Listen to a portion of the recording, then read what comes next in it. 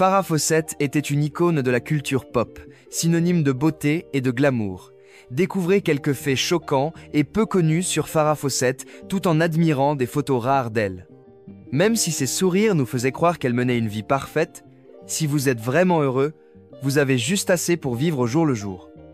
Fawcett ne verrait certainement pas d'inconvénient à échanger sa place avec vous.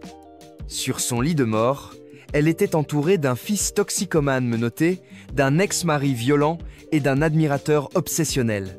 Mais comment en est-elle arrivée là? Farrah est née le 2 février 1947 à Corpus Christi, au Texas.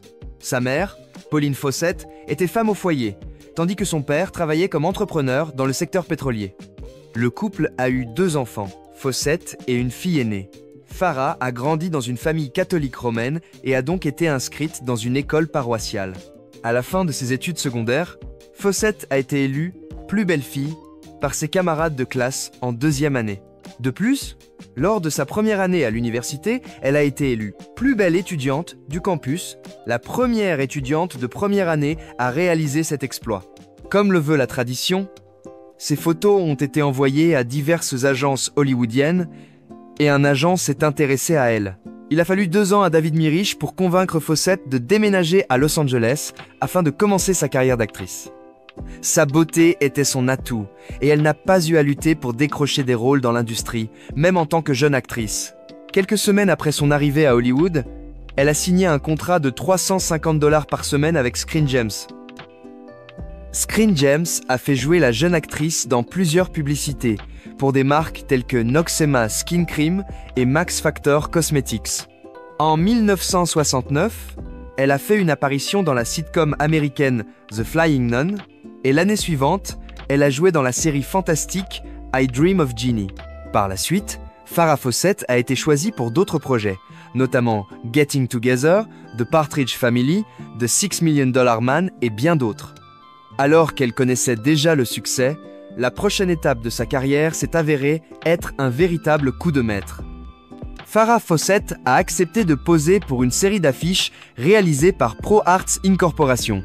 Le jour du shooting, elle s'est maquillée sans miroir et a pris la pose pour l'une des affiches les plus vendues de l'histoire. Le maillot de bain rouge emblématique a rapidement fait son apparition sur les murs des maisons, des universités et des panneaux d'affichage. L'affiche s'est vendue à environ 12 millions d'exemplaires. En 1976, Farrah a été choisie pour incarner Jill Munroe dans Charlie's Angels, et une seule saison a suffi à cet Angel pour faire une déclaration forte et audacieuse. Mais sa vie était loin d'être rose.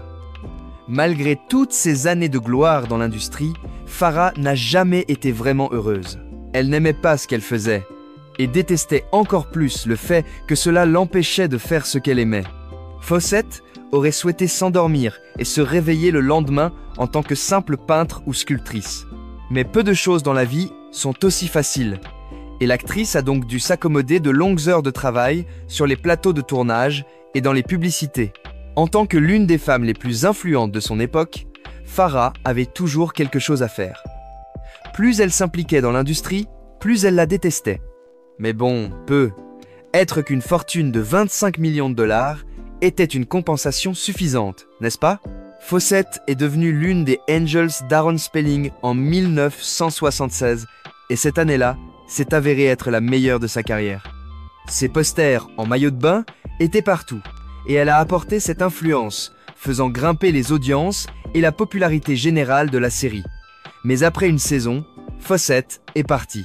L'une des raisons pour lesquelles elle est partie était, selon elle, qu'elle était largement sous-payée. Farrah estimait qu'elle était la vedette de la série et que $5 000 par épisode était une somme bien trop modeste pour elle. Une grande partie des revenus de la série provenait de la star, et elle estimait qu'il était normal qu'elle touche $75 000 à la place. Les réalisateurs ont trouvé sa demande absurde, et elle a donc quitté la série. Une fois de plus, Fawcett voulait être plus qu'un simple sex symbole, mais Charlie's Angels la faisait jouer le même rôle encore et encore. Elle est donc tombée dans la pauvreté et a décidé de prouver qu'elle était plus qu'un simple objet de désir sexuel. Elle a trouvé son premier amour à Hollywood. Farrah a rencontré l'acteur Lee Majors à la fin des années 60, et après un rendez-vous imprévu autour d'un café, ils sont tombés amoureux. Lee et Farrah se sont mariés 3 ans plus tard, Mais malheureusement, la réalité les a rattrapés. Ils s'aimaient, mais ils n'étaient pas compatibles à bien des égards. En tant que stars de l'industrie, ils avaient des emplois du temps très chargés et se voyaient à peine. Et vous savez ce qui arrive quand l'amour est privé d'attention? Il meurt. Leur divorce a été prononcé en 1979. La même année, elle a entamé une relation amoureuse avec l'acteur Ryan O'Neal, qui n'a pas été meilleure que la précédente, bien au contraire. L'acteur a maltraité physiquement Fawcett, mais elle a trouvé compliqué de quitter Ryan. Une fois, elle l'a surpris au lit avec l'actrice Leslie Stephenson. Fawcett savait vraiment choisir les meilleurs. En 1998, elle a eu une relation amoureuse avec James Orr. La relation a pris fin après que James ait été arrêté pour l'avoir maltraité physiquement au cours d'une dispute. Elle est également sortie avec la star du football américain Greg Lott, ce qui lui a également causé beaucoup de souffrance. Au cours de ses nombreuses relations, l'actrice n'a eu qu'un seul fils qu'elle a eu avec Ryan O'Neal, Redmond. Comme ses parents, il est devenu acteur, mais il n'était pas le fils dont ils étaient fiers. Il est toxicomane depuis son adolescence et a fait de nombreux séjours en cure de désintoxication avec un long passé d'arrestation. Il est intéressant de noter que Redmond reproche à ses parents tout ce qu'il a vécu dans sa vie. Il décrit cela comme un traumatisme psychologique avec lequel il est obligé de vivre à cause de qui étaient ses parents. Mais son père a publiquement désapprouvé cette affirmation dans une interview accordée à Vanity Fair. Redmond a fait de mauvais choix de vie, et cela a ruiné sa vie, a expliqué son père. Farrah l'a même inscrit à un programme de modification du comportement, mais cela n'a pas fonctionné. La fois suivante où Redmond a vu sa mère, c'était dans un lit d'hôpital. Mais la vérité est que Farrah Fawcett n'a pas toujours eu des relations horribles.